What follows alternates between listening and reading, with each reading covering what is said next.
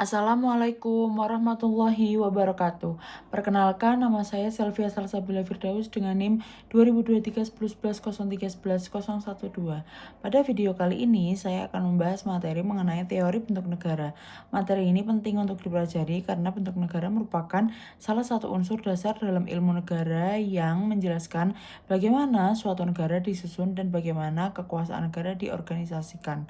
Dengan memahami teori bentuk kekuasaan negara, kita dapat mengetahui mengapa setiap negara memiliki sistem yang berbeda dalam menjalankan pemerintahannya.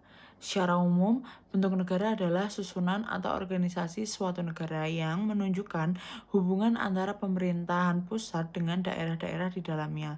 Dalam perkembangannya, para ahli mengemukakan berbagai teori mengenai bentuk negara, baik berdasarkan pandangan klasik maupun pandangan modern.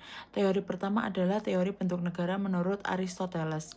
Aristoteles membedakan bentuk negara berdasarkan jumlah orang yang memegang kekuasaan dan tujuan penggunaan kekuasaan tersebut. Menurutnya, apabila kekuasaan digunakan untuk kepentingan umum, maka bentuk negara yang baik terdiri atas 3 macam, yaitu monarki yang dipimpin oleh satu orang, aristokrasi yang dipimpin oleh sekelompok orang terbaik, dan politeia yang pemerintahan yang dijalankan oleh banyak orang demi kepentingan bersama. Sebaliknya, apabila kekuasaan digunakan untuk kepentingan pribadi, maka bentuk negara tersebut berubah menjadi bentuk yang buruk, yaitu tirani, yaitu penyalahgunaan kekuasaan oleh seorang penguasa, oligarki, yaitu kekuasaan yang dikuasai oleh sekelompok kecil orang demi kepentingannya sendiri. Dan demokrasi menurut pengertian Aristoteles yaitu pemerintahan yang lebih mementingkan kepentingan golongan tertentu daripada kepentingan umum. Perlu dipahami bahwa pengertian demokrasi menurut Aristoteles berbeda dengan demokrasi yang dikenal pada masa sekarang. Teori kedua adalah teori bentuk negara menurut Jean Bodin. Jean Bodin membedakan bentuk negara berdasarkan siapa yang memegang kedaulatan. Menurutnya terdapat tiga bentuk negara, yaitu monarki apabila kedaulatan berada di tangan satu orang, aristokrasi apabila berada di tangan kelompok orang, dan demokrasi apabila kedaulatan berada di tangan seluruh rakyat. Pemikiran Jean Bodin memberikan pengaruh besar terhadap perkembangan teori kedaulatan dan sistem pemerintahan modern. Teori ketiga adalah teori bentuk negara modern. Dalam perkembangan ilmu negara saat ini, bentuk negara umumnya dibedakan menjadi dua, yaitu negara kesatuan dan negara serikat atau federasi. Negara kesatuan adalah negara yang hanya memiliki satu pemerintahan pusat yang memegang kedaulatan atas seluruh wilayah negara. Pemerintah daerah tetap memiliki kewenangan untuk mengurus urusan tertentu, tetapi kewenangan tersebut berasal dari pemerintah pusat. Contoh, negara kesatuan adalah Indonesia, Jepang, Prancis, dan Korea Selatan. Indonesia sendiri menganut bentuk negara kesatuan sebagaimana ditegaskan dalam pasal 1 ayat 1 UUD tahun 1945 yang menyatakan bahwa negara Indonesia ialah negara kesatuan yang berbentuk republik. Sedangkan negara serikat atau federasi adalah negara yang terdiri atas beberapa negara bagian.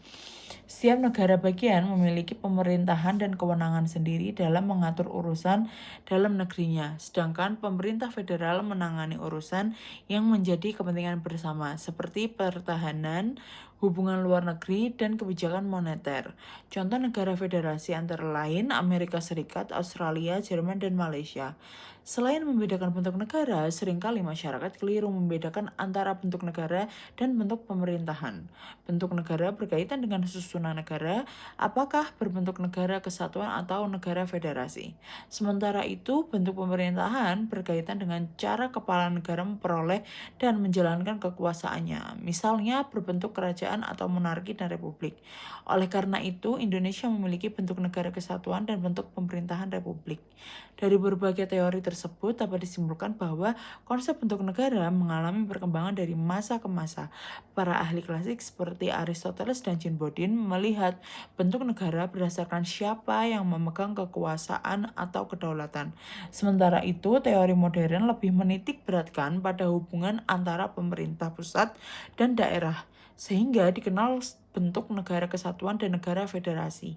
Sebagai mahasiswa hukum, memahami teori bentuk negara sangat penting karena materi ini menjadi dasar dalam mempelajari hukum tata negara, sistem ketatanegaraan, pembagian kewenangan antara pemerintah pusat dan daerah, serta pelaksanaan pemerintahan yang sesuai dengan konstitusi.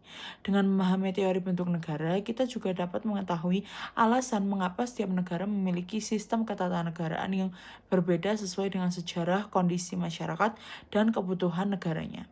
Sekian penjelasan mengenai teori bentuk negara. Semoga materi ini dapat menambah wawasan dan pemahaman kita mengenai salah satu konsep penting dalam ilmu negara. Terima kasih. Wassalamualaikum warahmatullahi wabarakatuh.